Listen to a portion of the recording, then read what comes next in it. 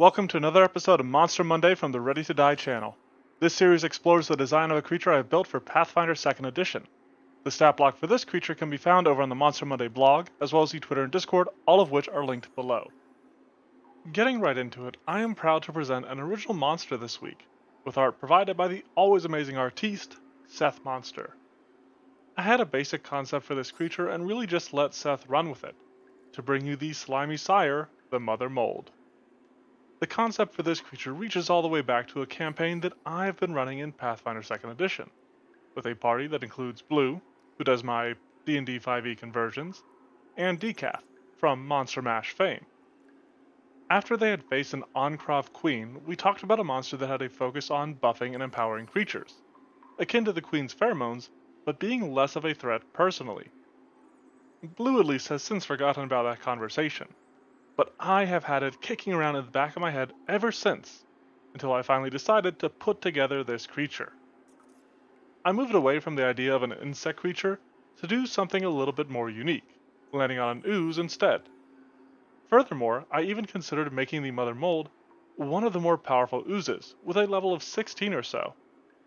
But on further delving into the ooze creature type on the creatures with that trait, I noticed a gap at levels 8 and 9, as well as a surplus of oozes leveled 6 and 7.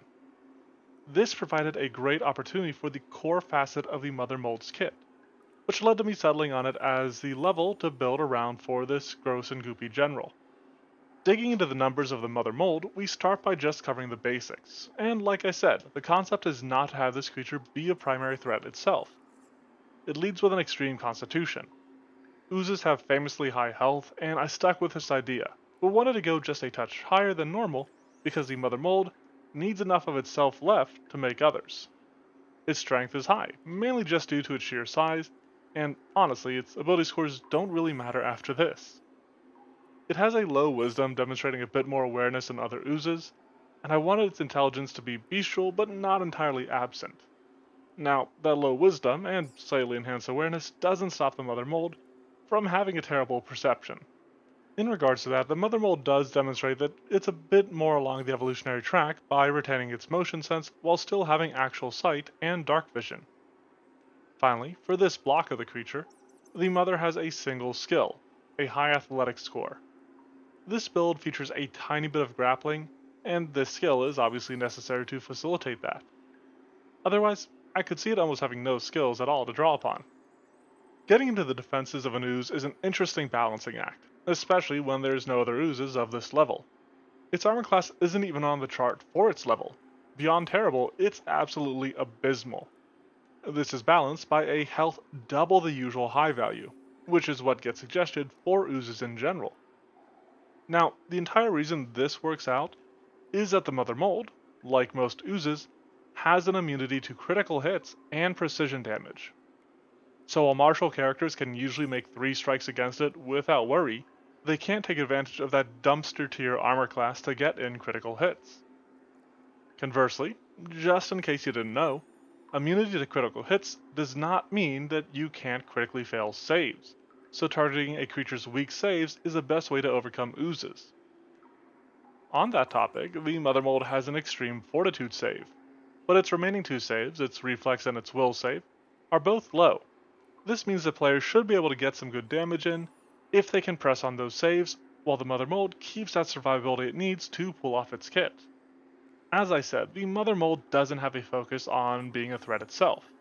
It retains a single strike so that it has something to defend itself with, and the pseudopod only hits with a low attack bonus, though it does have a nice 20 feet of reach on it. In addition to this low attack bonus, it also has a low damage value, but there's again the small benefit of its improved grab. While attacking is in its focus, improved grab lets it lock down prey for its children, or for the Mother Mold itself to snack on. And that actually kind of leads into its first ability, its Gruesome Growth. This is a passive effect that allows the Mother Mold to gain spawn points by consuming other creatures. On its own, this ability doesn't actually do anything, it's mostly just setup, and that leads into the next power for the Mother Mold, its Spawn Slime ability. This is a 2-action effect that provokes reactions. but allows the mother mold to create an ooze with a level equal to the number of spawn points that the mother spends on it. Potentially, this could allow the mother mold to summon creatures far beyond its own level, since it can have a number of spawn points equal to double its level. But the GM will have to play to their players. I'm assuming that you're not just trying to straight up kill your players, but an aspect of this is that the mother mold could play far beyond its level. It could be a companion or a secondary player against a higher leveled party if it has the proper minions to back it up, or to frontline for it, more likely. You may be wondering how, or maybe why exactly you would just put this big bag of hit points in there, but there's a point, as we see looking into the rest of its abilities. Firstly, the Mother Mold has Hurl Slime, which allows it to pick up an ooze, at least one size category smaller than it, and chuck it across the battlefield. I wanted this to be one action so that it could be used in conjunction with Spawn Slime, but I was worried that that would make it too strong. To sort of balance it out, to add a little negative to it, I added some damage to the thrown slime as part of this effect. Now, throwing the slime grants that slime a reaction, letting it make a strike or try to engulf one or two targets if it has that ability, playing into some of the unique features of oozes. This is further explored with the Mother's Gurgling Growl. By tapping it as something instinctual, the Mother Mold is able to empower other oozes, functioning similarly to a Bard's Courageous Anthem, but also adding some bonuses to the engulfs of oozes. Again, I just wanted to give a small focus to that aspect, as that ability is fairly unique to oozes. And just like Courageous Anthem, these bonuses also apply to the Mother Mold, giving it just a tiny buff itself. However, the Mother's main focus remains on empowering its children, and that is further explored with the Kill for Mother action. I was encouraged by my test subjects to stick with the name, which the Mother Mold can use to grant its spawn the ability to strike at a creature that damages it. It being the Mother Mold, sorry. This is designed to make the Mother Mold a more passive participant in the brawl, while encouraging its young to be more active. From a more mechanical aspect, it somewhat encourages the players to go after these other enemies a little bit more instead of the relatively weak Mother Mold. Rounding out the Sinister Slime selections is Engulf. I've talked about this before, it is a pretty standard monster ability, typically and quite possibly only found on oozes.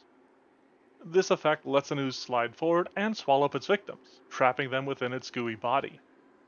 Creatures in the way can attempt a high DC reflex save to avoid this, which may come as a surprise given how I've otherwise been neutering the threat of the Mother Mold. But engulfing is one of the ways that the Mother Mold can increase its spawn points, and the only way it is going to be able to do so during a fight. The escape DC for this effect uses the same value, but I wasn't quite sure how damage was based for engulf. I ended up going off of area damage given the size of the Mother Mold, and kept that a little bit lower with a value based on the unlimited use area damage. Then, as to the damage to rupture the ooze from within, I looked at the low damage value for a creature of the Mother Mold's level, and I kinda just settled on that. I think I saw a few other oozes do likewise, which is what led me to that conclusion. And with all that said, we have covered the Mother Mold. Slinking and skulking through sewers, this sire of slime sends shivers down the spines of supposed saviors, spawning suns to sink cities in their sludge. This creature was an absolute blast to put together, in part because it gave me a chance to get the ideas I've had rattling around in my head onto paper. The Mother Mold is a very versatile creature that, while statted as a 9th level monster, could serve in a variety of levels. You could even include it with one of the few level 16 oozes that it has managed to spawn, and just keep it in the back, supporting its sweeting son.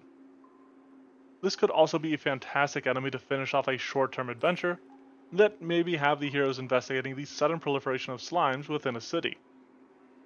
However you want to use it, I hope you and your players have fun with it, but that's going to be it for me. Let me know what you think of this creature, and what other sorts of creatures you'd like to see in a comment.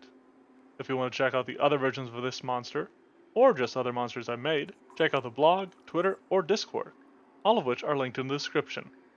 Thanks for watching, and have a monstrous Monday.